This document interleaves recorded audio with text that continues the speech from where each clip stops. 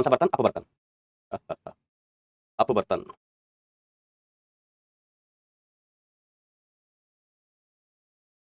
तो अपवर्तन में अपन ने कुछ चीजें बेटा डिस्कस की थी लास्ट टर्न पर, ठीक है। तो सिंपल सी चीज है बेटा अपवर्तन में कि अगर प्रकाश कण एक माध्यम से दूसरे माध्यम में चली जाती है तो इस घटना को अपन क्या कहते हैं? प्रकाश का अपवर्तन। और जब प्रकाश कण एक माध्यम से दूसरे माध्यम में जाती है तो वो अपना पथ बदल देती है, ठीक है। अगर माध्यम सेम होते तो प्रकाश कण सीधी ऐसे चली जाती, ठीक है। ये माध्यम अलग अलग है इसलिए प्रकाश कण अपने पथ से विचलित हो गई, इधर मुड़ गई है। जरूरी नहीं हमेशा इधर ही मुड़े, हो सकता है कभी प्रकाश कण इधर भी मुड़ जाए। तो ये चीज अपन ने कल जानी थी। फिर अपने माध्यम का एक गुण पढ़ा था जिसे अपन क्या कहते थे? अपवर्तनांक। तो अपवर्तनांक को अपन कैसे परिभाषित कर सकते हैं? अपवर्तनांक को बेटा अपन कैसे परिभाषित करते हैं? अपन कहते हैं प्रकाश की निर्वात में चाल बटे प्रकाश की माध्यम में चाल, माध्यम में चाल। और ये कुछ कॉमन पदार्थ हैं, इनके अपवर्तनांक बेटा हम याद रखेंगे तो अपने लिए बेहतर होगा। वैसे आईआईटी में ज्यादातर चीजों के मान दिए हुए होते हैं, ठीक है। जैसे हमें गिलास के अपवर्तनांक की आवश्यकता है कभी, ठीक है, तो आईटी वाले मान दे देते हैं। लेकिन कई बार अपन मॉड्यूल सॉल्व करते हैं, डीपीपी सॉल्व करते हैं या किसी किताब से सवाल हल कर रहे हैं तो हो सकता है वहां पर अपवर्तनांक का मान ना दिया हो। तो ये कॉमन अपने पास पदार्थ होते हैं, गिलास और पानी। तो इनका अपवर्तनांक बेटा अपन याद रख लेते हैं। साथ साथ अपन कहते हैं कि जो म्यू होता है अपवर्तनांक एयर का, हवा का अपवर्तनांक भी हम लगभग वैक्यूम के बराबर ही ले लेते हैं, निर्वात के बराबर ले लेते हैं। कितना? एक, है ना। म्यू निर्वात के लिए भी कितना होता है बेटा? एक ही होता है। निर्वात के लिए अपन कैसे लिखेंगे? प्रकाश की चाल निर्वात में बटे माध्यम में प्रकाश की चाल। तो माध्यम क्या है? निर्वात ही है। तो निर्वात में प्रकाश की चाल बटे माध्यम में प्रकाश की चाल। माध्यम हमने निर्वात ही लिया है तो C/C इसकी वैल्यू कितनी आ गई बेटा? 1 आ गई, ठीक है। फिर हमने आपेक्षिक अपवर्तनांक के बारे में चर्चा की थी। तो आपेक्षिक अपवर्तनांक बेसिकली क्या होता है? एक माध्यम के सापेक्ष दूसरे माध्यम का अपवर्तनांक, एक माध्यम के सापेक्ष दूसरे माध्यम का अपवर्तनांक। जैसे यहाँ पर लिखा है μ2 1, तो इसको हम क्या पढ़ेंगे? माध्यम 2 का अपवर्तनांक माध्यम 1 के सापेक्ष। और लिखते कैसे? म्यू की 2 भुजाएं, एक ऊपर जा रही है एक नीचे आ रही है, ठीक है। तो अपन ऐसे लिख लेते हैं, ऊपर जो भुजा जा रही है उसका अपवर्तनांक ऊपर, नीचे जो भुजा आ रही है उसका अपवर्तनांक नीचे। μ2/μ1 माध्यम 2 का अपवर्तनांक माध्यम 1 के सापेक्ष, ठीक है। अब आपेक्षिक जो अपवर्तनांक है इसकी वैल्यू बेटा 1 से कम भी हो सकती है, 1 से ज्यादा भी हो सकती है और 1 के बराबर भी हो सकती है। लेकिन जो निरपेक्ष अपवर्तनांक है उसका मान कभी 1 से कम नहीं हो सकता। फिर अपन डिस्कस करने वाले थे सघन और विरल माध्यम। सघन व विरल माध्यम। सघन माध्यम क्या होता है? विरल माध्यम क्या होता है? ठीक है। इंग्लिश में इसको बोलते हैं रेयरर मीडियम, रेयरर मीडियम विरल को। और सघन को क्या कहते हैं बेटा? डांसर, डांसर नहीं डेंसर मीडियम, डेंसर मीडियम।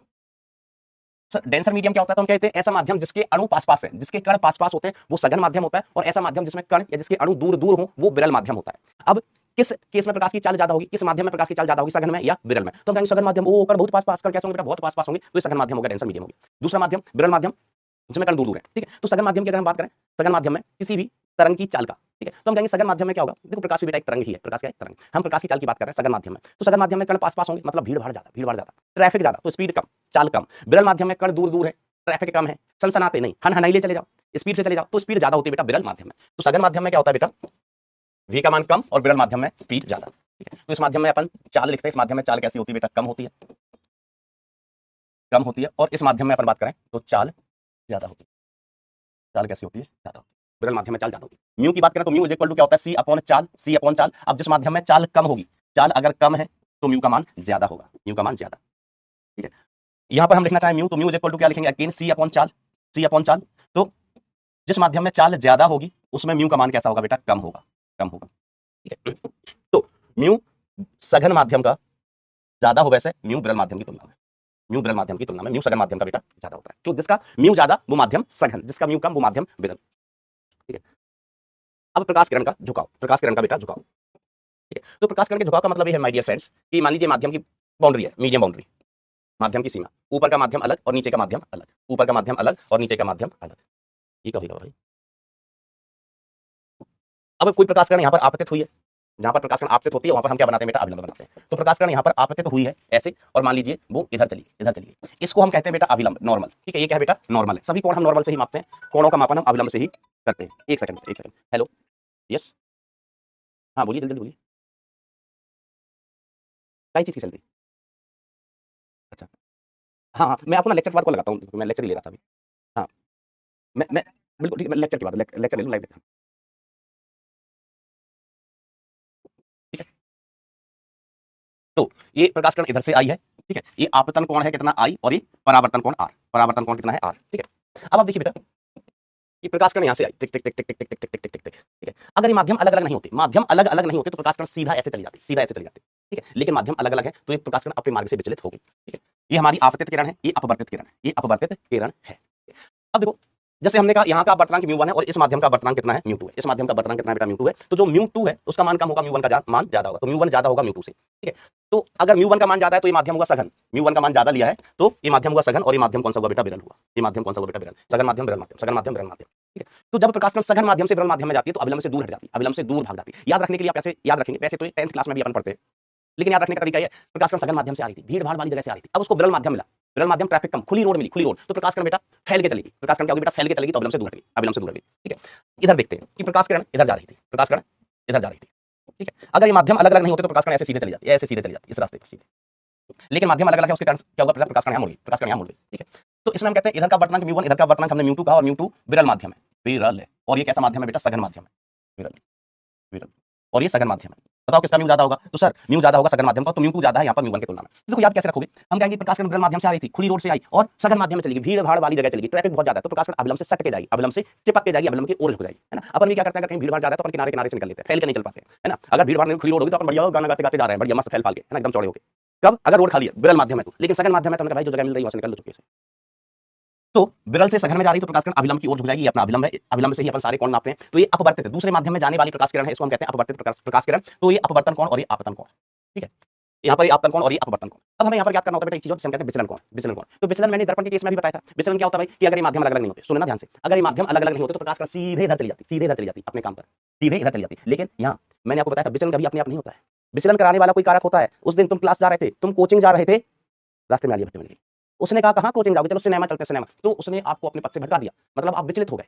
तो यहाँ पर भी प्रकाश किरण को यहाँ सीधा जाना था, लेकिन यहाँ आलिया भट्ट क्या कौन है, यहाँ बेटा ये माध्यम अलग अलग हो गए, माध्यम अलग अलग हो गए, तो इस माध्यम के कारण, इस माध्यम के कारण क्या हुआ, प्रकाश किरण विचलित होगी बेटा, इधर से इधर घूम गई, इधर से इधर घूम गई। तो जाना था प्रकाश किरण को इधर, जाना था प्रकाश किरण को इधर, जा रही है इधर, जा रही है इधर, तो ये हुआ बेटा विचलन कोण। इस एंगल को अपन क्या कहेंगे, विचलन कोण, एंगल ऑफ डेविएशन।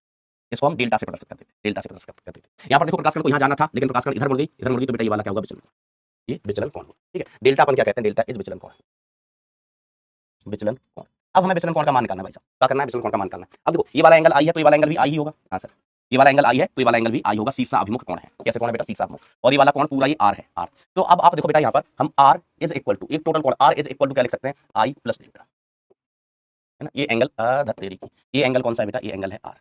तो डेल्टा का मान यहाँ पर कितना आ गया, आर माइनस आई, अरे यार आर माइनस आई हो गया बेटा, फोन को ना स्विच ऑफ ही करना, ये आर माइनस आई हो गया, आर माइनस आई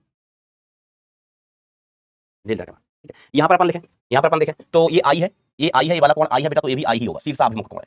ये वाला कोण भी कितना होगा, आई होगा, ये वाला कोण आई है तो ये भी आई होगा, शीर्ष अभिमुख कोण। देखो एक रेखा, दो रेखा, इन दोनों रेखाओं के बीच कोण बन रहा है, इधर पर आई, इधर पर भी आई, इधर पर आई। ठीक है, तो देखिए दोस्तों अपन क्या लिखेंगे, I is equal to R plus delta, R plus delta. तो डेल्टा इज इक्वल टू कितना हो जाएगा, आई माइनस आर। डेल्टा बराबर कितना हो गया, delta is equal to i minus r. तो डेल्टा इक्वल टू यहाँ आर माइनस आई, यहाँ पर delta equal to i minus r, मतलब जो विचलन कोण है वो आई और आर का अंतर होगा। ठीक है, बड़े में से छोटे को बता दो, यहाँ पर कौन बड़ा है, आर बड़ा है तो आर माइनस आई, यहाँ पर आई बड़ा है तो आई माइनस आर। तो इन जनरल विचलन कोण डेल्टा को हम ऐसे लिख सकते हैं, delta is equal to mod of i minus r, बड़े में से छोटे को बता दिया जाए, mod of i minus r, ये हमारा विचलन कोण हो गया। ये क्या हो गया बेटा, विचलन कोण। अब देखो बेटा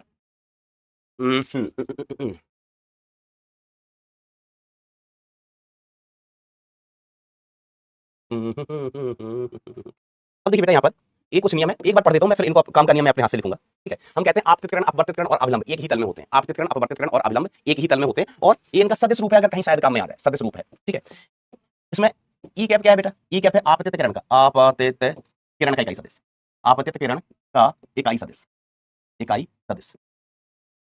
ठीक है, आर कैप क्या है बेटा, आर कैप क्या है, अपवर्तित किरण का, अपवर्तित, अपवर्तित किरण का इकाई सदिश। ठीक है, एन कैप क्या है, एन कैप क्या है बेटा, ये है अभिलंब, अभिलंब का इकाई सदिश, अभिलंब का इकाई सदिश। ठीक है, तो ये रिजल्ट क्या है, आपतित किरण का इकाई सदिश क्रॉस अभिलंब का इकाई सदिश डॉट डॉट अपवर्तित किरण की दिशा का इकाई सदिश, इनका गुणनफल 0 के बराबर होता है। ठीक है, 0 के बराबर, तो शायद कभी काम आ जाए तो लिखा रहने देना, बहुत ज्यादा लोड लेने की जरूरत नहीं है। ठीक है, दूसरा नियम अपन क्या कहते हैं, काम का नियम है, इसको मैं अपने हाथों से लिखूंगा, लेकिन एक बार यहाँ पढ़ देते हैं कि माध्यम अपवर्तनांक और माध्यम में एक बिंदु पर आपतित कोण की ज्या का गुणनफल नियत होता है, इसे अपन स्नेल्स का नियम कहते हैं। क्या कहते हैं बेटा, स्नेल्स का नियम।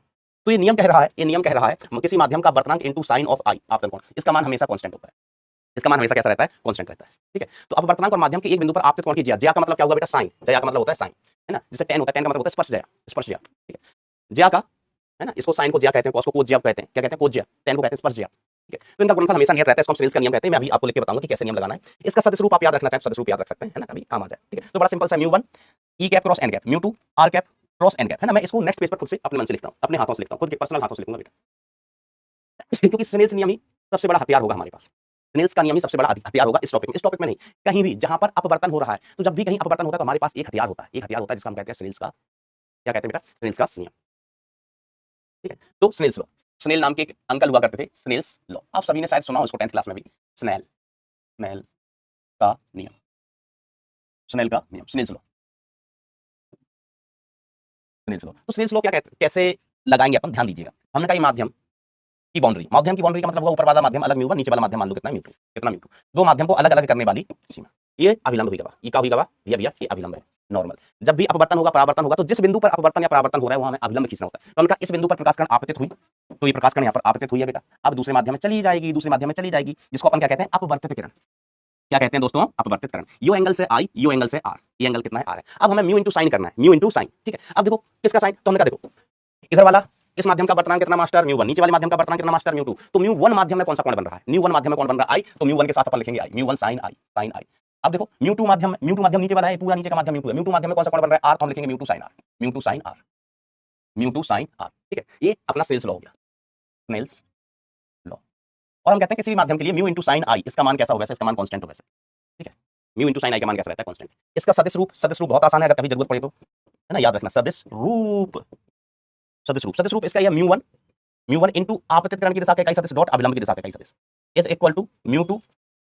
म्यू टू किस माध्यम का कोण है, अपवर्तन वाले का, जहां प्रकाश कण अपवर्तित होकर गई है वहां अपवर्तन कितना म्यू टू, तो म्यू टू के साथ आएगा R cap dot N cap, R cap dot N cap. आइए डॉट नहीं, डॉट नहीं, डॉट है लगा रहे हो भाई, क्रॉस गुणन पड़ेगा, E cap cross N cap, R cap cross N cap, R cap cross N cap. This is the answer my dear friends, ठीक है। तो ये स्नेल्स का नियम हो गया। अब देखो एक आध लफुआ सा एग्जांपल, लफुआ सा एग्जांपल, सर लफुआ सा है तो करा क्यों ना, कर लो, एक आध करने में क्या जाता है। हमने कहा ये मीडियम बाउंड्री है, यहाँ का अपवर्तनांक mu two is equal to root three है, यहाँ का अपवर्तनांक mu one is equal to कितना है, कितना ले लें, रूट टू ले लेते हैं, रूट टू ले लेते हैं, तो कुछ मिलेगा का हमको।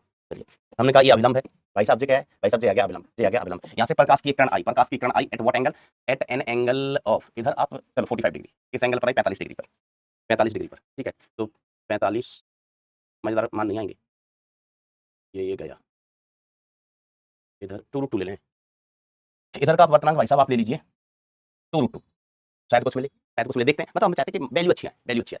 तो हमने कहा ये आपतन कौन है, प्रकाश कण यहाँ से आई, तीर से भी देख सकते हैं, तीर से भी देख सकते हैं, प्रकाश कण यहाँ चली गई, ये आर, ये आर, ठीक है। तो जहां पर अपवर्तन हो रहा है वहां पर हम स्नेल का नियम लगा सकते हैं। अज्ञात क्या है, आर, हमें आर का मान निकालना है, किसका मान निकालना है बेटा, आर का। तो देखो स्नेल लगाते हैं सिंपल सा। तो म्यू वन में कौन सा कोण है, 45, सॉल्यूशन म्यू वन में, म्यू वन साइन 45 डिग्री, ऊपर वाला माध्यम mu two sine r, mu two sine r, कितना बुरा मान हमें तुमने, रुक ना वैल्यू हम और थोड़ा सा सोच लेते हैं, अच्छी वैल्यू, यहाँ से वैल्यू अच्छी आ नहीं रही है, इधर भाई साहब तुम लो रूट थ्री, इधर वाला माध्यम लो अमित रूट थ्री, ठीक है, रूट थ्री ले लिया, वन बाय रूट टू, यहाँ का माध्यम ले लो रूट टू, देखते हैं क्या आता है। यहाँ का माध्यम हमने क्या लिया, रूट टू। तो म्यू वन का मान कितना, रूट थ्री, साइन 45 का मान 1/√2, 1/√2, म्यू टू का मान कितना है, root two sine R, sine R. तो बेटा साइन आर का मान कितना आ गया, sine are is equal to root three upon root two into root two is equal to root three upon to.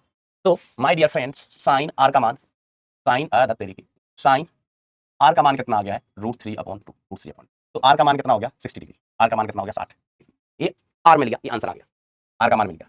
अपवर्तन कोण ही हमें निकालना होता है, परावर्तन में तो बहुत आसान, आपतन कोण बराबर परावर्तन कोण, अगर ये 45 डिग्री है तो ये भी 45 ही होता है परावर्तन कोण। यहाँ स्नेल के नियम की सहायता से हम आर का मान निकाल लेते हैं। कोई कैसा हिम्मत हो तो विचलन निकाल के बताओ, विचलन है तो हम कहते हैं विचलन का मान delta is equal to mod of i minus r, मतलब बड़े वाले में से छोटे वाले बढ़ा दो, तो मॉड ऑफ आप लिख लो 45 डिग्री माइनस 60 डिग्री, या सीधा 60 माइनस 45 करते तो डेल्टा का मान कितना आ गया 15 डिग्री, या तो आप 60 माइनस 45 कर दो, बड़े में से छोटे बढ़ा दो, नहीं तो मॉड ले लो भाई, नेगेटिव का कोई मतलब नहीं, समझ। तो हमें विचलन कोण का भी मान मिल गया, इसका मान मिल गया विचलन कोण का मान। तो मुझे उम्मीद है आप लोग टच में चल रहे होंगे, बातचीत सारी चीजें आपको क्लियर होंगी, टच में चल रहे हैं भाई, एक बार समझा हो जाए भाई, आज अपवर्तन चलता ही देना है अपन को।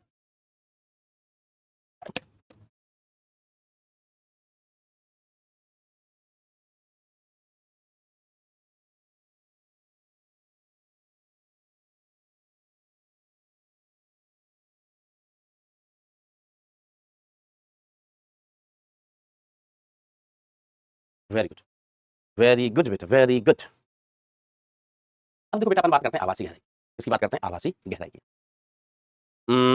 आभासी गहराई, तो ये हमें आभासी गहराई क्यों प्राप्त होती है, आभासी गहराई बेटा प्राप्त क्यों होती है, पहले ये अपन समझते हैं। मान लीजिए, अच्छा आप में से कितने लोगों ने ये क्वेश्चन सुना है कि जैसे हम किसी पानी भरी बाल्टी की तली में एक सिक्का रख दे, सिक्का कॉइन, तो वो हमें ऊपर उठा हुआ प्रतीत होता है, ऊपर उठा हुआ प्रतीत होता है। कितने लोगों ने ऐसा सुना है, कमेंट में 7 लिखें, 7 थैलाकोरा रीजन, कमेंट में 7 लिखिए। यस वेरी गुड बेटा, वेरी गुड। कॉपी कर रहे हो, मेरा मेरा कॉपी कर रहे हो, अच्छा अच्छा, यही तो भालो है ना, यही तो भालो बिल्कुल भी होवे ना। हमने कहा ये भरा है इसमें पानी, ऊपर तक भर दिया पूरा चकाचक, यहाँ तक पानी भरा था, यहाँ तक पानी भरा है, ये मासूम भाई की असली स्टाइल है। पानी भर दिया। बहुत लोगों ने सुना है, बहुत लोगों ने सुना है, सभी लोगों ने सुना होगा। तो वास्तव में क्या होता है कि हमें जो सिक्के की आभासी गहराई दिखाई देती है ना, तो हमें वो सिक्का दिखाई नहीं देता है, सिक्का दिखाई नहीं देता, सिक्के का प्रतिबिंब दिखाई देता है। क्या दिखाई देता है बेटा? सिक्के का प्रतिबिंब। हाउ? Let's see. तो हमने कहा यहाँ पर एक सिक्का रखा हुआ था, जमीन में क्या रखा हुआ था? एक सिक्का। यहाँ से प्रकाश की किरण निकाले, सिक्का रखा हुआ था दोस्तों, यहाँ पर एक कॉइन। सिक्का बोले तो मास्टर, सिक्का बोले तो कॉइन, कॉइन रखा हुआ था यहाँ पर, कॉइन रखा हुआ था। ओ जानिया बे, कॉइन रखा है, कोई भी दूसरी वस्तु हो सकती है, कोई भी एक वस्तु है, ठीक है।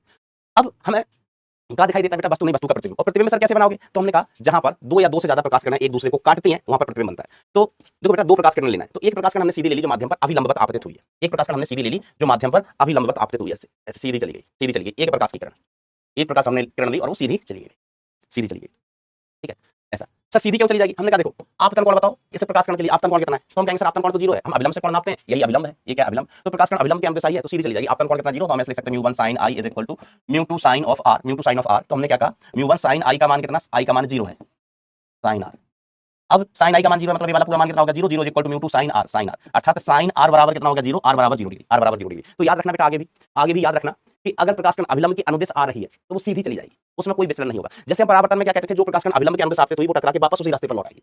परावर्तन में प्रकाश कण लौट आती थी, आपतन कोण 0 था तो परावर्तन कोण भी 0। यहाँ अपवर्तन पढ़ रहे हैं हम, और अपवर्तन में हम कह रहे हैं कि कोई प्रकाश कण अगर अभिलंबवत आपतित हुई है तो सीधी चली जाएगी। i का मान 0 है तो यहाँ पर भी r का मान 0 होगा। मास्टर क्यों? हमने कैसे करके बता दिया कि आपतन कोण 0 है, sin 0 का मान कितना होगा? वैसे 0, तो sin r बराबर 0, तो sin r बराबर 0 है तो r का मान कितना होना चाहिए? बरकरार। सर r का मान होना चाहिए शानदार 0। शानदार 0 ही है, शानदार 0 ही है। आइए अब देखो, प्रतिबिंब बनाने के लिए हमें कितने प्रकाश कण चाहिए? 2। तो हमने कहा एक प्रकाश कण यहाँ से निकली, वस्तु से यहाँ से निकली, ठीक है, और एक प्रकाश कण यहाँ से निकली तो सही, परावर्तन के बाद, परावर्तन के बाद कहीं यहाँ चली गई, परावर्तन के बाद कहाँ चली गई? यहाँ चली, अभिलंब से दूर हट गई। और ऐसा कब होगा? जब प्रकाश कण सघन माध्यम से विरल माध्यम में जा रही हो, सघन से विरल में ना। तो बेसिकली बाल्टी में पानी भरा है, बाहर का माध्यम क्या होता है? एयर होता है इन जनरल, है ना। यहाँ का बर्तनांक हमने लिया है μ2, बाल्टी के केस में ये माध्यम क्या होता है? पानी होता है। बाहर सामान्यतः क्या होता है? हवा। हम बर्तनांक मान लेते हैं μ1। तो प्रकाश किरण अभिलंब से दूर भाग रही है, ये आपतन कोण था i और ये अपवर्तन कोण है r। प्रकाश कण अभिलंब से दूर भाग गई दूर, ठीक है। तो इसका मतलब होना चाहिए प्रकाश कण सघन माध्यम से विरल माध्यम में जाना चाहिए, तभी प्रकाश कण फैल के चल रही है, चौड़ी होकर चल रही है प्रकाश कण। तो μ2 का वैल्यू ज्यादा होना चाहिए μ1 की तुलना में, μ2 का वैल्यू ज्यादा होना चाहिए μ1 की तुलना में, ठीक है दोस्तों। तो अब देखो, एक प्रकाश कण सीधी गई, एक प्रकाश कण यहाँ जा रही है। अब जहां पर ये दोनों प्रकाश कण एक दूसरे को काटेंगी, जहां पर ये प्रकाश कण एक दूसरे को काटेंगी, वहां पर क्या बनेगा बेटा? प्रतिबिंब बन जाएगा, प्रतिबिंब बन जाएगा। तो प्रकाश कण ऐसे जा रही थी, यहाँ पर हमने आंख रख दी, क्या रख दी? आंख निकाल के, है ना, ऐसे आंख ली, निकाल के आंख रख दी। यहाँ से हम देख रहे हैं कि प्रकाश कण कहाँ काटेंगे, तो प्रकाश कण यहाँ तो कहीं काटेंगे नहीं, जोर से लग गई यार, ऐसे निकलती है प्रकाश किरण। देखो ये इधर जा रही है, इधर जा रही है, फैलती हुई जा रही है, प्रकाश किरण से फैलती हुई जा रही है, यहाँ कहीं तो काटेंगे नहीं भैया, यहाँ कहीं काटेंगी नहीं।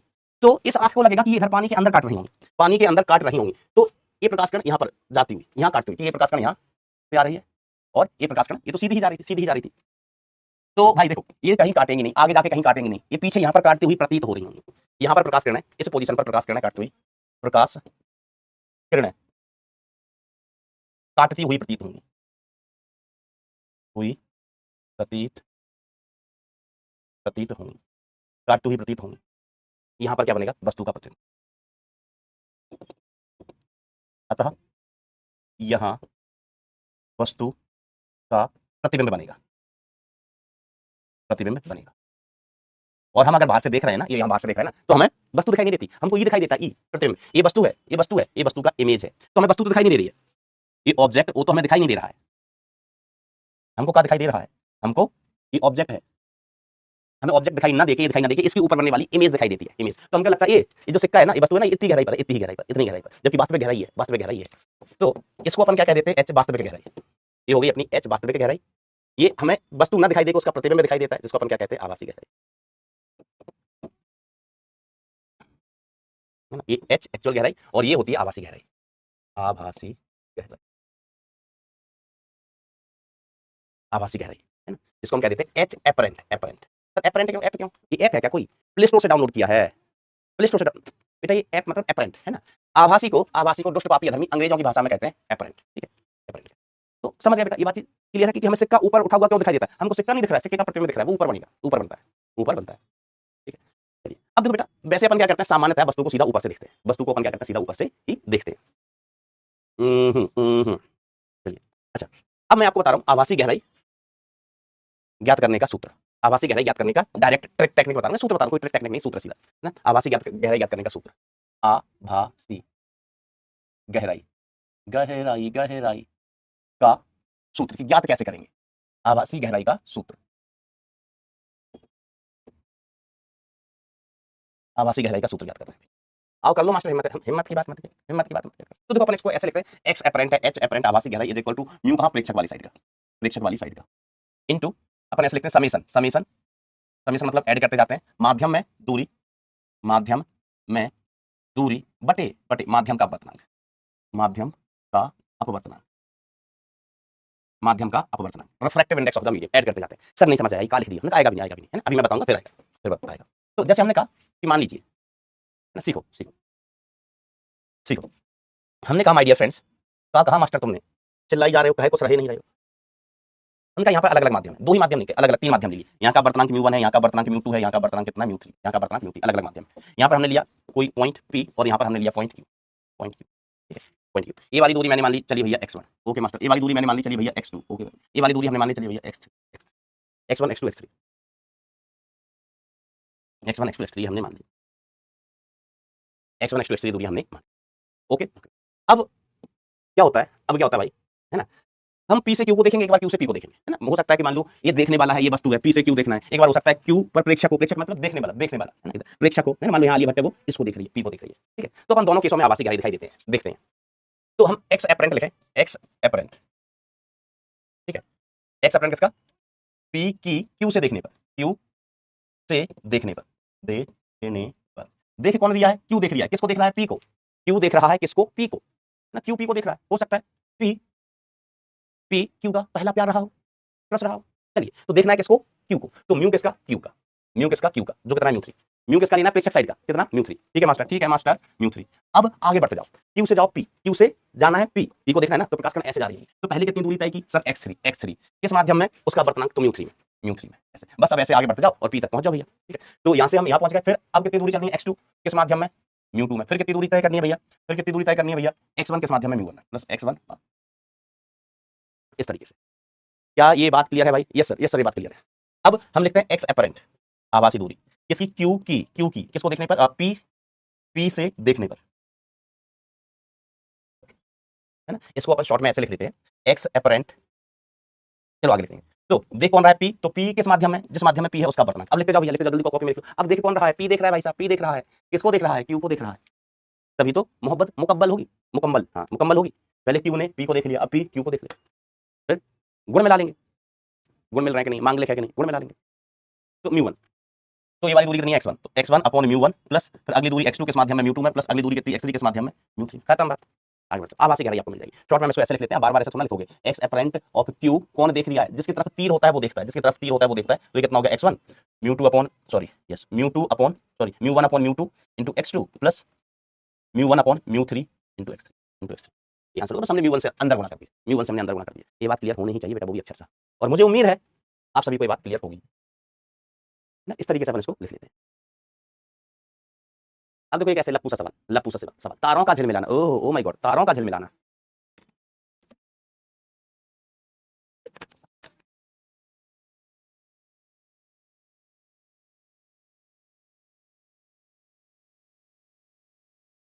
बेटा पहली किरण, बालक सवाल पूछ रहा है कि सर पहली किरण सीधी क्यों चलेगी, यहाँ पर भी तो माध्यम चेंज हो रहा है। बेटा यहाँ स्पेशल कैसे, आपतन कोण I बराबर 0 है, आपतन कोण I बराबर 0 है, तो हमने निकाल के देखा R बराबर भी 0 आया है, तो प्रकाश कण सीधी चली गई, प्रकाश कण कैसी चली गई, सीधी चली गई, ठीक है। हमने निकाल के देखा भाई, R का वैल्यू निकाला, निकालने पे 0 आ रहा है, तो हमने सीधी आई है तो सीधी गई, कैलकुलेशन करने पर ऐसा आया, हमने अपने मन से नहीं किया भाई, बस बोल रहे हैं इतने में भाई, कितना सिंपल सा चीज है, कितना सिंपल सा चीज है।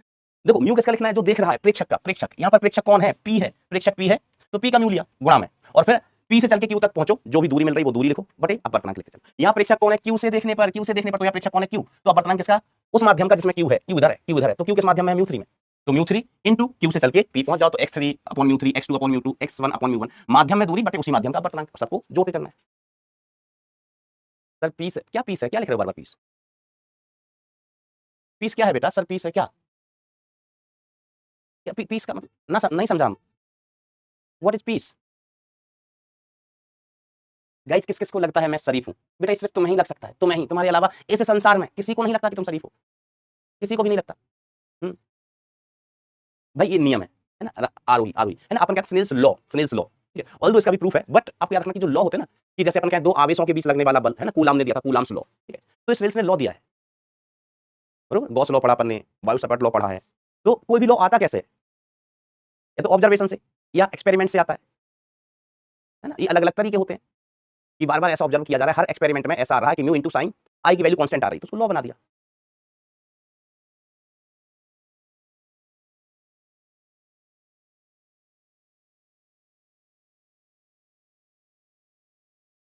सर अगर ग्रेविटी ना हो तो जो हम खाते पीते हैं वो पेट में नहीं जाता, बेटा जाता, स्पेस में ग्रेविटी नहीं होती ना, अपने एस्ट्रोनॉट्स अभी राहुल शुक्ला शायद, क्या नाम था, माइंग पता नहीं है ना, समथिंग शुक्ला करके कोई साइंटिस्ट थे, उससे पहले विलियम, सुनीता विलियम्स स्पेस में गई थी, है ना, तो वो भी खाना खाती थी, खाना खाती थी, ऐसा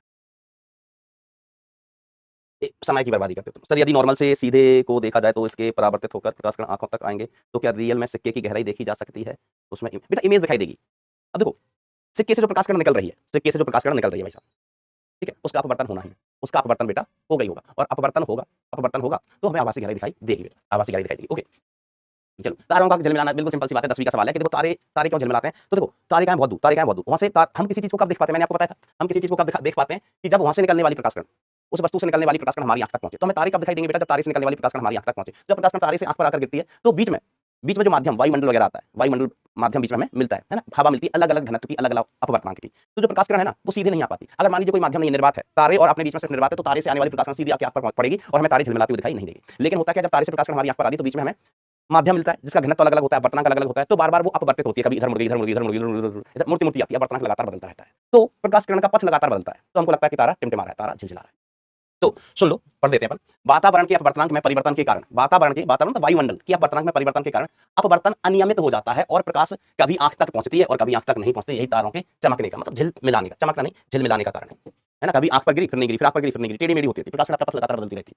तो जब प्रकाश हमारे आंख पर नहीं पहुंची तो हमको लगता है कि तारा नहीं है, फिर अगली प्रकाश हमारे आंख पर पहुंच गई तो हमको तारा दिखाई दिया, तो कभी दिखाई देता नहीं देता, दिखाई देता नहीं देता, उसी को हम क्या कहते हैं, टिमटिमाना, झिल मिलाना, उसी को हम क्या कहते हैं दोस्तों, झिल मिलाना कहते हैं। अब एक चीज और आती है, पार्श्व विस्थापन। तो देखो यहाँ पर अगर अपन कहना विस्थापन लिखें, है ना, पोजीशन में शिफ्ट है ना, स्थिति में परिवर्तन, वस्तु की स्थिति में परिवर्तन है, तेरी की वस्तु की स्थिति में परिवर्तन, स्थिति में परिवर्तन, वस्तु की स्थिति में परिवर्तन। तो वस्तु की स्थिति में परिवर्तन क्या होगा मेरे दोस्तों, वस्तु की स्थिति में परिवर्तन delta X is equal to अपन कहेंगे एक्स रियल, या डेल्टा एच लिख लो, तो एच कौन सा बेटा, रियल वाला, माइनस एच कौन सा, आभासी वाला, वास्तविक गहराई मतलब आभासी गहराई, ये शिफ्ट आपको मिल जाएगा, क्या मिल जाएगा बेटा, शिफ्ट, ठीक है ना, वस्तु की स्थिति में परिवर्तन। अब देखो जो बहुत सारे कॉमन केस होते हैं, कॉमन केस क्या है कि हम कह देंगे पानी भरी बाल्टी, पानी भरी बाल्टी, एक एग्जांपल कर लेते हैं, ये पानी भरी बाल्टी है, ठीक है, तो पानी भरी बाल्टी में बताओ क्या भरा, सर पानी ही तो भरा है, पानी भरी बाल्टी है, तो पगला गए हो क्या मास्टर, बुढ़ापा आ गया तुम्हारा, पगला गए हो तुम, इलाज कराओ ढंग के हॉस्पिटल में। तो पानी भरी बाल्टी में, पानी भरी बाल्टी में क्या होगा, हमका पानी भरा होगा, पानी भरा होगा।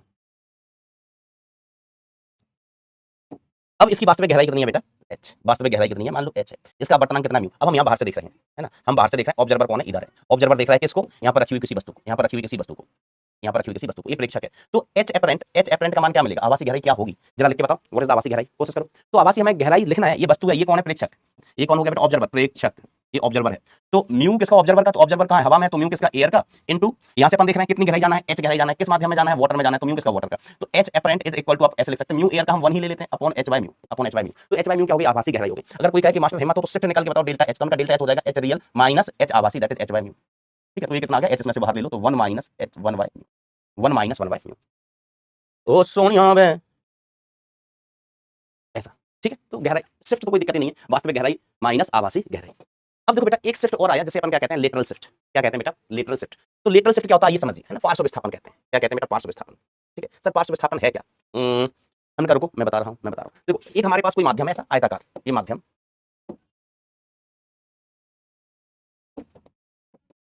ऐसा, तो प्रकाश किरण यहाँ से आई बेटा, प्रकाश किरण यहाँ से आई, आपतित किरण, ठीक है। अब ये दूसरे माध्यम में चली गई, दूसरे माध्यम में चली गई, और फिर ये यहाँ से बाहर निकल गई, फिर यहाँ से बाहर निकल गई। हे प्रभु आनंददाता ज्ञान हमको दीजिए, सीखे सारे दुर्गुणों से दूर दूर, किसको, मेरे इन प्यारे प्यारे बच्चों को, इन प्यारे प्यारे बच्चों को दुर्गुणों से जल्दी दूर करते हैं। सर हमारे अंदर कोई दुर्गुण नहीं है, आपके ही अंदर होंगे दुर्गुण, हम साधु आदमी हैं, तुम साधु नहीं हो भाई, तुम पापी, अधर्मी, अत्याचारी, तुम कहाँ से साधु, ऐसा। तो देखो प्रकाश किरण यहाँ पर आपतित होती है, यहाँ पर आपतित हुई, ठीक है, ऐसे अंदर गई और ये बाहर निकल गई, ठीक है। तो प्रकाश किरण जिस कोण पर आती है ना, उसी कोण पर बाहर निकलती है, ये अभिलंब खींचा मैंने, क्या खींचा बेटा? अभिलंब। दिस इज द अभिलंब, ये अभिलंब बा, ये का बा? अभिलंब बा। मम्मी ये का हुई का बा? ये है अभिलंब। प्रकाश किरण यहां से कोण आई पर आई, किस कोण पर आई है? आई पर। तो बेटा वो बाहर जब निकलती है ना, ये कोण आई पर ही बाहर निकलती है, कोण आई पर ही बाहर निकलती है, आई नहीं बदलता, क्योंकि mu sine i is equal to कैसा? कांस्टेंट। ठीक है, तो यहाँ का म्यू और यहाँ का म्यू सेम है ना, mu is equal to mu sine I, mu sine I बराबर अपन कैसे लिखते हैं? कांस्टेंट लिखते हैं। हाँ सर, ठीक है। अब म्यू अगर नियत है, म्यू अगर नियत है, सेम है, म्यू सेम है, जैसे यहाँ का अब वर्तनांक क्या एयर ले लिया अपन ने, यहाँ पर भी ऊपर भी क्या एयर है, ऊपर भी क्या एयर, तो यहाँ का और यहाँ का वर्तनांक सेम, मतलब म्यू सेम है, म्यू सेम है, तो म्यू कांस्टेंट, इसका मतलब साइन आई बराबर कांस्टेंट हो गया। It means i is equal to क्या हो जाएगा? कांस्टेंट हो, आई इक्वल टू कांस्टेंट हो गया, पाई जान, आई इक्वल टू क्या हो गया? कांस्टेंट, आई नियत है। तो यहाँ पर कौन अगर आई है तो यहाँ पर भी आई हुआ, यहाँ बदल जाता है, यहाँ पर कौन आर हो जाएगा, यहाँ कौन बदल जाएगा? मान लीजिए कौन कितना हो गया? आर। सर बदल क्यों गया? हमने कहा यहाँ का वर्तनांक लगा ना, यहाँ का वर्तनांक म्यू, ये कोई दूसरा माध्यम है, दूसरा माध्यम है, दूसरा माध्यम है। अब वर्तनांक कितना? म्यू, तो देखो म्यू साइन आई बराबर कांस्टेंट हो गया, ठीक है, म्यू चेंज हो गया, यहाँ से यहाँ जा रहा है तो म्यू बदल गया, तो आई भी बदल जाएगा, ठीक है, आई भी बदल जाएगा।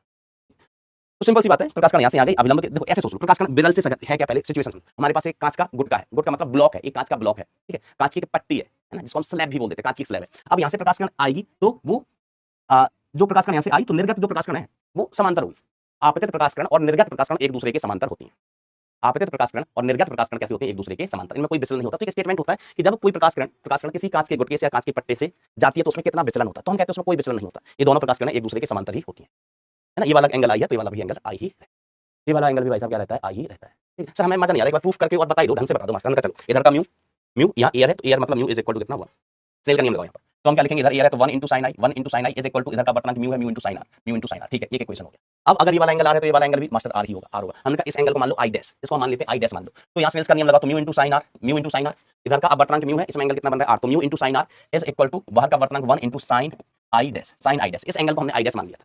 ठीक है, अब इन दोनों समीकरण से देखो, म्यू साइन आर की जगह हम क्या लिख सकते हैं? साइन आई लिख सकते हैं, साइन आई, म्यू साइन आर की जगह, म्यू साइन आर की जगह हम क्या लिख सकते हैं? साइन आई, तो म्यू साइन आर की जगह हमने क्या लिख दिया? Sine i is equal to sine i dash. ठीक है, तो आई बराबर आई डैश, आई बराबर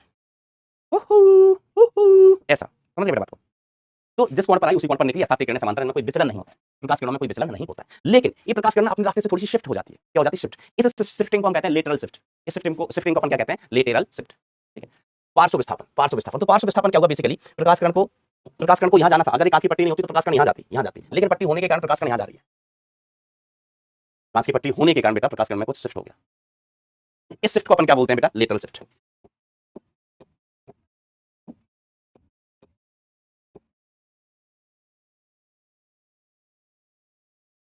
इसको क्या बोलते हैं बेटा? अपन लेटरल शिफ्ट बोलते हैं, ये जो खिसक गया। तो अगर हमें लेटरल शिफ्ट की वैल्यू निकालनी है ना, कितना प्रकाश कण में शिफ्ट हो गया। देखो ये कांच की पट्टी नहीं होती तो सीधी ऐसी चली जाती, सीधी ऐसी चली जाती, कांच की पट्टी है तो ये इधर जा रही है, इधर जा रही है। ठीक है, तो बेसिकली ये डिस्टेंस ही बेटा शिफ्ट कहलाती है। इसको मैं किस कलर से बना दूं? इस कलर से बना दूं, दिस इज द शिफ्ट। ये डिस्टेंस कह दो या ये डिस्टेंस कह दो, ये अपना शिफ्ट है।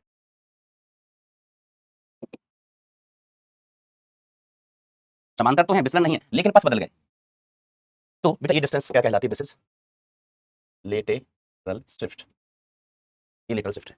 ठीक है मास्टर, कोई दिक्कत वाली बात नहीं। हमने दिक्कत वाली बात कैसे नहीं, इसका हमें मान निकालना है। सर दिया क्या होगा? हमने कहा ये पट्टी की चौड़ाई आपको दी होगी कि पट्टी कितनी चौड़ी है, ये दी है। ठीक, प्रूफ करके आओगे, कोशिश करोगे? सर हिंट दो तो करेंगे। हमने कहा देखो हिंट मैं देता, ये वाला एंगल आई है, हाँ सर आई है, तो आप करोगे मास्टर, हम नाम दे देते हैं, ये पॉइंट का नाम दिया, ये इसका नाम दिया, पॉइंट का नाम बी, इस पॉइंट का नाम दे दिया हमने सी, इसका नाम दे दिया सी। तो देखो बेटा हम AC का मान कैसे लिख सकते हैं? AC इज इक्वल टू लिख सकते हैं, हम कहें cos r, cos r is equal to लिख सकते हैं, cos r is equal to BC upon AC, BC upon AC। तो हमें AC का मान अगर कभी जरूरत पड़ी तो AC इज इक्वल टू कितना हो गया? BC cos r, BC cos r। ठीक है मास्टर, BC cos r हो गया, BC खुद कितना है? T है, तो AC का मान कितना आ गया? AC is equal to T into cos of r, T into cos of r। ठीक है मास्टर, अब हमें चाहिए तो ये है ना, इस पॉइंट का नाम दे दिया हमने, कोलबरी D, हमें चाहिए AD है, AD।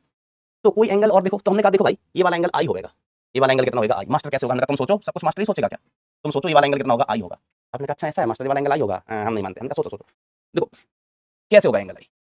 हमने कहा इधर से देख लो, ये वाला एंगल कितना है? सर आई है, ये वाला एंगल कितना? आई, तो ये वाला एंगल भी आई, सी सब में कौन है? ये वाला एंगल आई तो ये वाला भी आई, ये आई तो ये भी आई, सी सब में कौन? तो ये वाला एंगल कितना हो जाएगा? आप कहोगे सर अब आप मत बताओ, ये एंगल हम बताएगा, ये एंगल हम बताएगा, ये एंगल होगा आई माइनस आर। हम कहेंगे वेरी गुड बेटा, वेरी गुड, वेरी गुड बेटा, वेरी गुड। तो हमें ये एंगल पता चल गया, AC पता है, हमें क्या निकालना है? D निकालना है। तो इस केस में बेटा ये देखो, ये एंगल कितना होगा? ये एंगल होगा 90 डिग्री। अब तो हमने ही प्रूफ कर दिया, ये एंगल हो गया बेटा 90 डिग्री। अब तो एक लाइन लिखना है, मैं ही बता ही देता हूँ।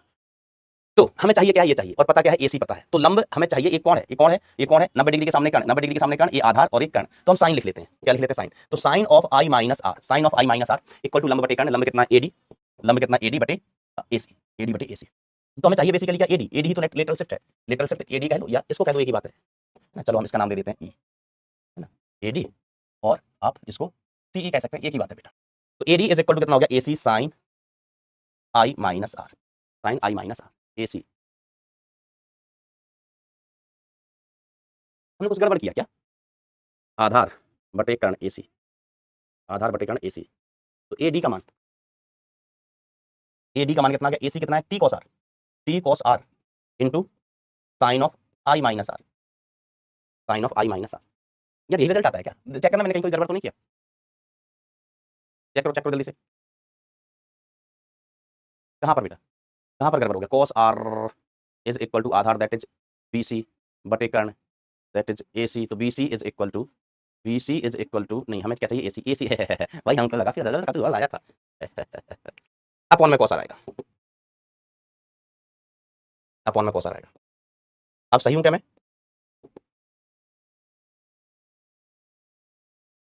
cos R अपॉन में होगा, AC is equal to T upon cos R। तो this is the little step. तो लिटिल स्टेप का मतलब समझे सर, समझे? वैल्यू निकाल ली सर, निकाल। अब क्या करोगे सर, हवन करें। हवन अभी नहीं करना है, हवन नहीं करना है अभी, हवन अभी नहीं, अभी हवन करने का समय नहीं हुआ। समय को हमारे यहाँ बोलते हैं बरिया। क्या बोलते हैं दोस्त? बरिया बोलते हैं। चलो अब अपन क्वेश्चंस करते हैं, सवाल करते हैं, फिर अपन पूर्णांक परावर्तन इत्यादि कर दीजिए। जल्दी जल्दी चलते हैं, कुछ सवाल करते हैं, अच्छे कुछ सवाल करेंगे आसान।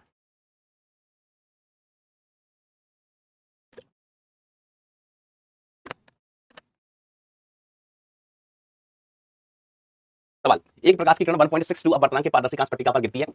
परावर्तित और अपवर्तित किरणें एक दूसरे के लंबवत है, तो आपतन कोण बताइए। आपतन कोण बताइए। देखो बेटा, अपवर्तन की हर एक घटना में परावर्तन ही होता है। अपवर्तन की हर कोई भी घटना हो, अपवर्तन तो उसमें परावर्तन तो होता ही होता है, परावर्तन तो होता ही होता है। जैसे हमने कहा कि अपन ने अभी पानी भर के बाल्टी रखी थी, बाल्टी भर के, बाल्टी में पानी भरकर रखा था, हाँ सर रखा था। हम नीचे से क्या देख रहे थे, देख रहे थे, देख रहे थे। अब पानी में हमारा चेहरा भी दिखाई देता है, हाँ सर दिखाई देता है, धुंधला धुंधला। कभी देखो, कभी जाओ, कभी तालाब वगैरह में है ना, कहीं पानी भरा होता है ना, तो हम उसमें अपना चेहरा देखते हैं, टैंक में पानी भरा है तो हमारा चेहरा भी दिखता है, लेकिन धुंधला दिखता है। हमने कहा हमारा चेहरा दिखा कैसे? हमने कहा कैसे देखते हैं चेहरा? दर्पण से देखते हैं। तो दर्पण में क्या होता है, परावर्तन। तो दर्पण में परावर्तन होता है, उससे अपना चेहरा देख लेते हैं। दर्पण में परावर्तन होता है, उससे अपना चेहरा देख लेते हैं। ठीक है मास्टर, दर्पण में परावर्तन होता है। पानी में कैसे दिखता है? पानी में भी परावर्तन होता है। वैसे अपवर्तन तो हो ही रहा है, प्रकाश कण वायु से पानी में जा रही है, अपवर्तन हो रहा है, लेकिन अपवर्तन की हर एक घटना में बेटा परावर्तन भी होता है ना, याद रखना, याद रखना। लेकिन पानी में जब हम चेहरा देखते हैं तो धुंधला क्यों दिखाई देता है? मिरर में देखते हैं एकदम क्लियर दिखाई देता है। तो हम कहते हैं मिरर में सिर्फ परावर्तन होता है, सिर्फ परावर्तन। ठीक है, मतलब मिरर में ज्यादातर भाग परावर्तित होकर आ जाता है, पूरा भाग परावर्तित हो जाता है। लेकिन पानी में क्या होता है, अपवर्तन ज्यादा होता है, परावर्तन कम होता है। अपवर्तन ज्यादा होता है, परावर्तन कम होता है। इसका मतलब ये हमारे मेरे दोस्तों कि जैसे ये माध्यम वाला की माध्यम है, यहाँ प्रकाश कण आई, प्रकाश कण इधर चली गई। ठीक है, मान लीजिए यहाँ से 100% तीव्रता थी, 100% तीव्रता थी, तो 80% तो इसमें चली गई, 80% भाग अपवर्तित हो गया, 20% भाग परावर्तित हो गया, परावर्तित हो गया। तो इस 20% भाग के कारण बेटा हमें अपना प्रतिबिंब दिखाई देता है, जो कि धुंधला होता है, क्यों? 20% के कारण। ठीक है, चलिए आओ दोस्तों, आओ सवाल करते हैं। सवाल कहा जाता है ऐसा, तो अपनी मीडियम बाउंड्री ई का है बबुआ, ये हमारी मीडियम बाउंड्रिया है, और ई का है प्रकाश किरण आई, प्रकाश किरण आई, इसका कुछ भाग परावर्तित हो गया और कुछ भाग अपवर्तित हो गया। ठीक है, तो प्रकाश किरण इधर से आई, इधर से आई, एक अपवर्तित भाग है, अपवर्तित किरण, अपवर्तित किरण। और ये कौन सी किरण है? परावर्तित किरण, परावर्तित किरण। इस कोण को अगर हमने आई बोल लिया, इस कोण को आई बोला बेटा, तो ये वाला कोण भी आई होगा। आपतन कोण बराबर परावर्तन कोण, ये कोण कितना होगा? आर। अब सवाल में बोला जाता है, सवाल में कहा गया दिस एंगल इज 90 डिग्री। ये स्पेशल केस होता है, हम अभी तरंग प्रकाश की पढ़ने जाएंगे, तरंग प्रकाश की पढ़ेंगे तो उसमें आप देखोगे क्योंकि यह एक स्पेशल केस होता है, इसको अपन बोलते हैं ब्रूस्टर का नियम। ध्रुवण में हम पढ़ेंगे, है ना, ब्रूस्टर का नियम है, लेकिन अभी आपको उससे कुछ लेना देना नहीं है। अभी तो हम अपवर्तन अपवर्तन खेल रहे हैं, लेकिन आगे चल के इसी फोटो को हम कह देंगे ओ ये ब्रूस्टर का नियम है। किसका नियम है? ब्रूस्टर का नियम है। ब्रूस्टर एक अंकल हुआ करते थे।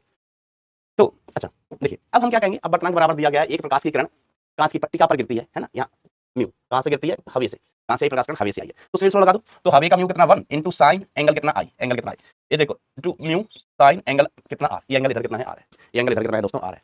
ठीक है, अब आई का मान हमें बताना है, आपतन कोण का मान हमें ज्ञात करना है। अब हमें म्यू तो पता है, आर भी नहीं पता है, दो दो अज्ञात हो गया भैया। एक आई हमें आंसर करना है और हमें आर भी पता नहीं है, और एक ही समीकरण श्रेणी का। अब क्या करें? हम कहा तो एक और जानकारी आपको दी तो है कि परावर्तित, परावर्तित व अपवर्तित किरणें एक दूसरे के लंबवत हो जाती हैं, that this angle is equal to 90 degree. अगर ये एंगल 90 डिग्री है तो आप देखो टोटल एंगल 180 होता है। ये एंगल कितना होता है? 180 डिग्री होता है। तो अपन क्या लिख सकते हैं? r plus 90 plus i is equal to 180 degree. तो r plus i is equal to कितना हो गया? 90 डिग्री। तो यहाँ से r का मान कितना हो गया? 90 माइनस आई। तो sine of I is equal to mu sine of 90 minus I. तो sine of I is equal to mu into sine 90 minus I क्या हो गया? Cos I, cos I. तो इसको उधर लेके आओ, तो tan I is equal to कितना हो गया? Mu. Tan I equal to कितना हो गया? म्यू। तो आई का मान कितना आ गया? Tan inverse mu, tan inverse mu. तो टेन इनवर्स म्यू की वैल्यू सवाल में हमें दी हुई है, इज 1.62, 1.62, और सवाल में इसका भी मान हमें दिया है 58.3 डिग्री।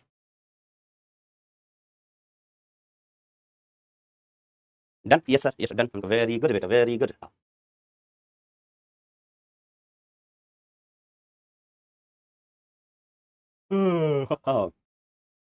जिसका वर्तमान कितना है, जिसका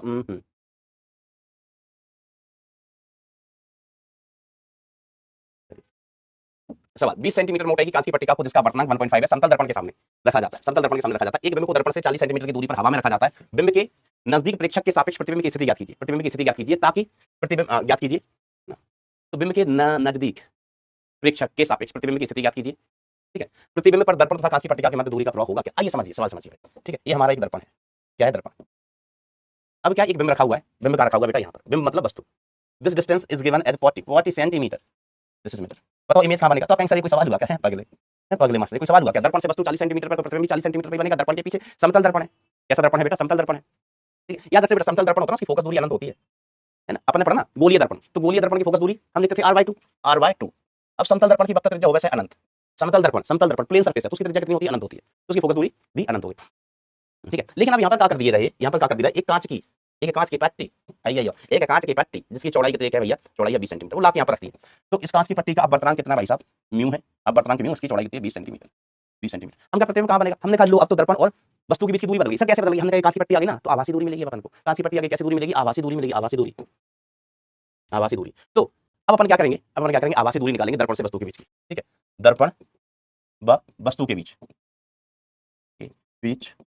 की आभासी दूरी सही जाए ना सर कितनी होगी? तो हम कहेंगे एक्स एपरेंट। देखो एक्स एपरेंट हमने कहा कौन देखना है? दर्पण से नाप रहे हैं, कहां से दूरी नाप रहे हैं? दर्पण से। तो एक्स एपरेंट का मान देखो, कांच में कितना देख, कहां से रहा है? एयर से। कहां से देख रहे हैं बेटा? हवा से। ए दर्पण का रखा हुआ हवा में, तो दूरी कहां से देख रहे हैं? हवा से। तो दर्पण का रखा हुआ हवा में, तो म्यू ऑब्जर्वर प्रेक्षक वाला म्यू कितना हो गया? 1।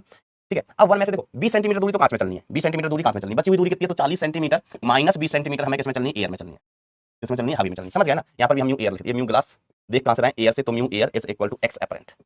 तो एक्स एपरेंट का मान जल्दी से निकाल के बता दो भाई साहब। म्यू एयर 1 20, अब वर्तमान 1.5 20 1, तो दूरी जल्दी बताओ कितनी आई? समझ गए सर? ये समझ नहीं, हमने कहा देखो टोटल दूरी है इसमें से। अब ऐसे देखो इतनी चलनी है 20 सेंटीमीटर चलनी है कांच में, बची हुई हवा में चलनी है। अब हो सकता है 10 इधर हो 10 इधर हो हवा में, हो सकता है इधर 5 हो तो इधर 15 हो। टोटल कितनी होनी है? 40।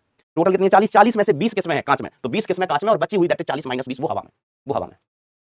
कितनी की वैल्यू आई? क्या बच जाए? नहीं बता रहे सर? 100/3। वेरी गुड बेटा, वेरी गुड। 100/3 सेंटीमीटर, हमने बस 100/3 सेंटीमीटर। तो एक्स अपरेंट कितना आया? तो हमने कहा चूक, तो प्रतिबिंब की दूरी दर्पण से इमेज की डिस्टेंस, दर्पण से इमेज की डिस्टेंस भी बेटा क्या होगी? 100/3 सेंटीमीटर ही होगी। 100/3 दर्पण से प्रतिबिंब की दूरी 100/3 सेंटीमीटर, क्योंकि समतल दर्पण है, जितनी दूरी पर वस्तु उतनी ही दूरी पर प्रतिबिंब। वस्तु की दूरी कितनी? आभासी दूरी कितनी आई है?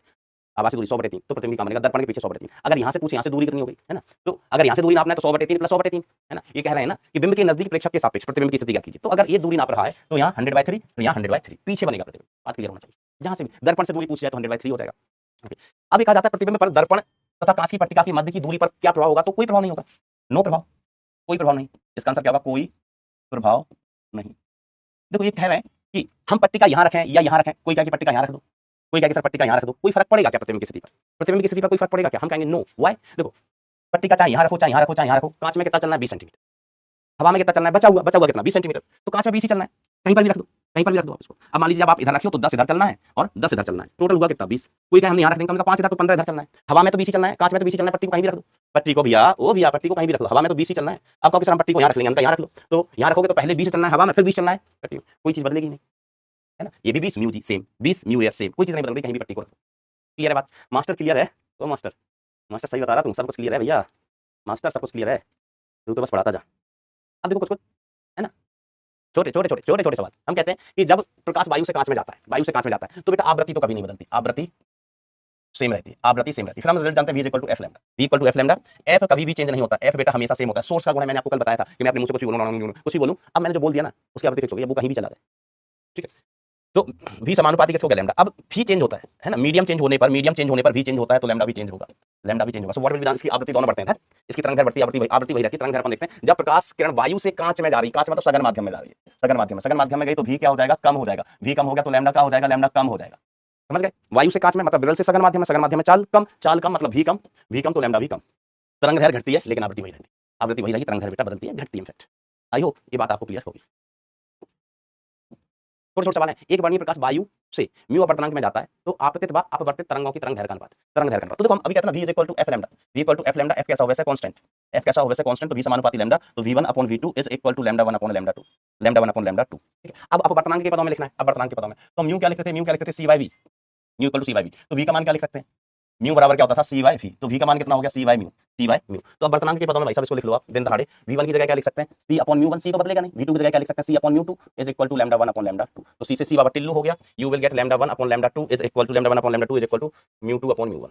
ये आंसर हो गया, म्यू2 अपॉन म्यू1। म्यू2 किसका है, वायु से कांच में, वायु से कांच में, तो कांच हो गया आपका म्यू2, वायु हो गई आपकी म्यू1। तो lambda 1 upon lambda 2 is equal to म्यू2 म्यू अपॉन 1।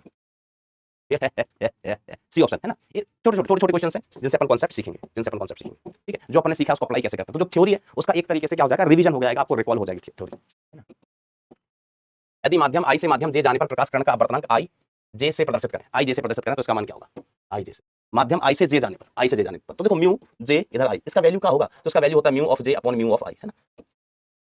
यही होता था इसका मान। हाँ सर यही होता था, अपेक्षिक अपवर्तनांक कहते थे। क्या कहते थे, अपेक्षिक अपवर्तनांक। तो देखो इसका मान क्या आएगा, इसका मान क्या आ जाएगा, तो इसको हम क्या लिखेंगे, म्यू 1 अपॉन म्यू 2। ओके, फिर इसको क्या लिखेंगे, mu 2 upon mu 3। Yes sir. फिर इसको क्या लिखेंगे, म्यू 3 अपॉन म्यू 4।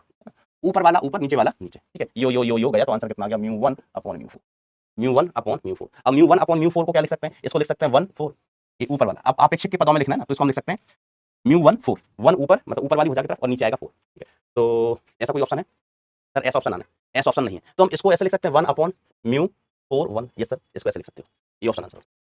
इसको ऐसा बेटा बिल्कुल लिख सकते हो कि उल्टा हो जाएगा ना, पलट दिया, एक बटे कर दिया। ये समझ गए बेटा सब लोग, समझा हो जाए भाई, समझ गया कि नहीं समझ गए, जल्दी भाई, है ना। ये ऐसा है ना, तो इसकी वैल्यू क्या होगी, म्यू 1 4 की वैल्यू क्या हो जाएगी म्यू 1 अपॉन म्यू 4। ठीक है सर, अब हम क्या म्यू 4 1 की वैल्यू कितनी हो जाएगी, तो हो जाएगी mu 4 upon mu 1, mu 4 upon mu 1। This will be the answer. अगला क्वेश्चन देखिएगा, म्यू 1 म्यू 2 अपवर्तनांक वाले दो माध्यम मौ की मोटाई d1 व d2 है, इन माध्यमों में प्रकाश पथ की लंबाई क्या होगी, इन माध्यमों में प्रकाश पथ की लंबाई क्या होगी, प्रकाश पथ की, ओ माय गॉड, है ना, ये एक नया कॉन्सेप्ट है ना, याद रखना है ना, ये नोट्स में भी लिख लेना। मैं बताऊं कि प्रकाश पथ की लंबाई, वैसे हम आगे डिटेल में बताएंगे प्रकाश पथ की लंबाई। प्रकाश, ये आभासी गहराई नहीं है, ये प्रकाश पथ की लंबाई है, मैं लिख ही देता हूं अलग से। प्रकाश पथ की लंबाई, प्रकाश पथ की लंबाई, प्रकाश पथ की लंबाई। ठीक है, अंग्रेजी में इसको कहते हैं optical path length, optical path length, optical path length. ये क्या होती है, इसकी परिभाषा ये होती है बेटा कि वेरी गुड वेरी गुड, जितना समय, जितना जितना जितना समय प्रकाश किसी माध्यम को पार करने में लगाता है, पार करने में लगाता है उतने ही उतने ही समय में प्रकाश द्वारा निर्वात में चली गई दूरी प्रकाश पथ कहलाती है। प्रकाश पथ की लंबाई होती है, प्रकाश पथ की लंबाई होती है। कोई प्रकाश कण किसी माध्यम को पार करने में जितना समय लेती है, उसी समय में निर्वात में चलेगी दूरी। मान लो प्रकाश कण चल रहा था निर्वात में, तो कितनी दूरी चलेगी, उसको हम कहते हैं प्रकाश पथ की लंबाई। और ये ऑप्टिकल पाथ लेंथ है ना, ओपीएल कह देते हैं, optical path length, optical path length, OPL. तो ओपीएल जो होता है ना, सीधा आप ऐसे देखो, म्यू माध्यम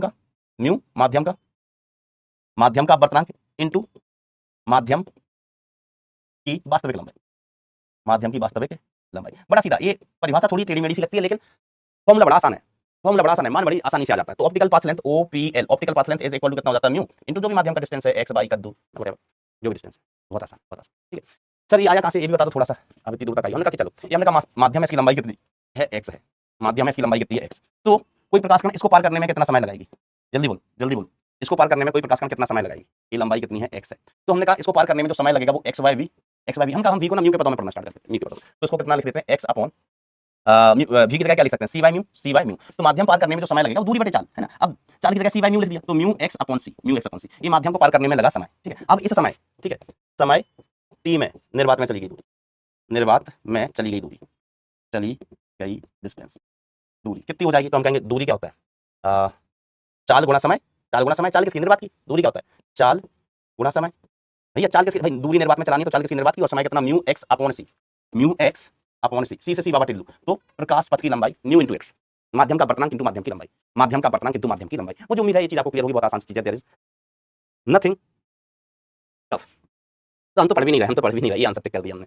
म्यू 1 में कितनी दूरी चलना है, म्यू 1 में d1 दूरी चली, म्यू 2 में कितनी दूरी चली, d2। तो प्रकाश पथ क्या हो गया, म्यू इंटू वास्तविक लंबाई, तो mu 1 d1, म्यू1 d1 plus म्यू2 d2, खत्म बात, प्रकाश पथ की कुल लंबाई। बस बेटा छुट्टी करने लग रहे हैं कौन सा कथन सही है। तो बेटा ये आपका होमवर्क है, वैसे लिख के देखना है ना। जैसे इसको आप क्या लिखोगे, mu R upon mu A बराबर इसको mu W upon mu A into mu W upon mu R. Check करना है सही है कि नहीं है, वैसे चेक करते चलना, जो सही होगा वो होगा, जो नहीं होगा वो नहीं। हाँ, आभासी गहराई 2d सेंटीमीटर गहराई वाले बर्तन में आधा भरा है म्यू1, आधा भरा है म्यू2 आधा भरा है म्यू1, आधा भरा है म्यू2, बर्तन की आभासी गहराई, बर्तन की आभासी गहराई, ये है बर्तन, ये बर्तन, आधा मतलब डी, आधा मतलब डी, बचा हुआ आधा मतलब वो भी डी, इसमें भर दिया म्यू1, इसमें भर दिया म्यू2। हमें गहराई देखना है, बर्तन की गहराई देखना है, मतलब हमें तली देखना है। हम कहां से देख रहे हैं, यहाँ से लेट के देख रहे हैं, यहाँ से लेट के देख रहे हैं, ठीक है। तो एक्स एपरेंट आभासी गहराई इक्वल टू कहां से देख रहे हैं, हवे से, कहां से देख रहे हैं, यहाँ से, एयर से देख रहे हैं, ठीक है। अब तली देखना है, तली देखना है, चलो तबलक तबलक तबलक, कितना दूरी चले d1 कितना बर्तन में म्यू1, चलो तबलक तबलक तबलक, कितना दूरी चले d, कितना चले d, कितना बर्तन में म्यू2 में। आंसर आ गया, एक्स आभासी का। सेकंड वाला option is the correct, second वाला ऑप्शन इज द करेक्ट। बात क्लियर है? अरे जल्दी बोलो भाई, जल्दी बोलो भाई।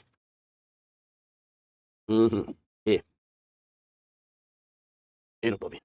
अच्छा, अब देखो बेटा क्या होता है कि हमसे कहा जाता है कि किसी कोई वस्तु है, हम उसको किसी माध्यम में डुबाना चाहते हैं ताकि वो हमें दिखाई ना दे। सिंपल सा फंडा है ना, सेम चीज में डुबा दो, सेम चीज में डुबा दो। हमारे पास ना, हमारे पास दूध था, दूध, हमने कहा कि अरे अरे पुलिस वाले हैं, पुलिस वाले दूध में चोरी करके लाया था, चोरी करके उसको छुपाओ, उसको छुपाओ। तो मैंने क्या किया, मेरे घर पे दूध रखा था भगोने में, मैंने उसी में डाल दिया। अब चोर ढूंढ रहे हैं कि वो दूध जो तुम चुरा के लाए हो वो कहाँ है। मैंने कहा ढूंढ लो।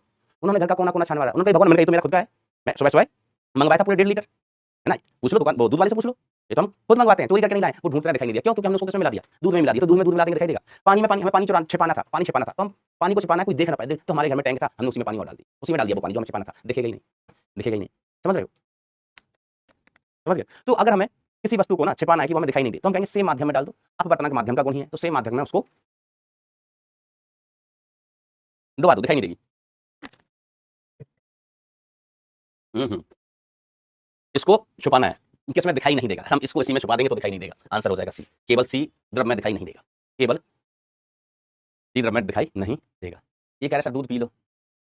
बेटा जांच होती है पेट की, पेट की जांच हो सकती है पगलू। मान लीजिए हमने दूध पी लिया, अब इतने में किसी ने हमको गोली मार दी, हमने पड़ गए, अब हमारा पोस्टमार्टम हुआ, बताओ इसने क्या खाया था, है ना। तो वो पेट में मिल जाएगा ना, पगलू होगा। चलो, तो ये कुछ आसान आसान सही सवाल थे, कुछ और आसान आसान सवाल हैं, मैं आपको होमवर्क में दे दूंगा, ठीक है। कृपया और कर। अच्छा, ये क्या है, स्पेशल अनाउंसमेंट, स्पेशल अनाउंसमेंट। हम पहले कमेंट बंद कर देते हैं, तुम क्या क्या बोलोगे कमेंट में कि मास्टर ऐसा मास्टर, पहले हम बंद कर देते हैं। Lakshya JEE batch students, biggest drop of the year this Navratri. Happy Navratri आप सभी को बेटा, नवरात्रि की हेलो, नवरात्रि की बहुत बहुत शुभकामनाएं, ठीक है। माता रानी आपको सुख समृद्धि खुशहाली के साथ साथ आपको आपका पसंदीदा कॉलेज दें जिसमें आप पढ़ना चाहते हो। तो real test series JEE 2006, 1 lakh plus student का भरोसा, मतलब 1 लाख से ज्यादा स्टूडेंट अपीयर होता है। मैंने आपको बोला कि कभी भी अपन को जज करना है कि हम वास्तव में कितने गहराई में, तो बड़ी वॉल्यूम के साथ, ज्यादा संख्या के साथ। अब हम क्या ना कि मैं एक बार रेस में दौड़ा, रेस में दौड़ा, ठीक है, रेस में दौड़ा। वैसे मैं दौड़ नहीं पाता हूँ इतना, वैसे थक जाता हूँ जल्दी, अकेला आदमी। लेकिन उस रेस में हमको तब भी ना थर्ड प्राइज मिला, मैं थर्ड आया था बेटा वो रेस में। दौड़े ही 3 लोग थे, अब 3 लोग दौड़े हैं, मैं थर्ड आया, तो पता चलेगा कि वास्तव में मेरा स्टेमिना क्या है, वास्तव में मेरी स्पीड क्या है। थर्ड में सब लोग को सारे